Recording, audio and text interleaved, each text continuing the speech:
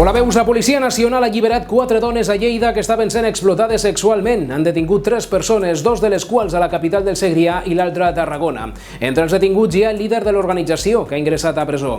A les víctimes, la majoria provinents de l'Amèrica Llatina, se les obligava a prostituir-se en jornades continuades de 24 hores en pisos que estaven en unes condicions pèssimes. A més, se les forçava a consumir drogues, no els hi donaven de menjar si no atenien un nombre determinat de clients i estaven supervisades amb càmeres de vigilància que controlaven el temps que dedicaven a cada client. Durant l'operació policial s'han fet 2 registres a domicilis de Lleida ciutat, on també s'hi ha descobert un laboratori de cultiu de marihuana.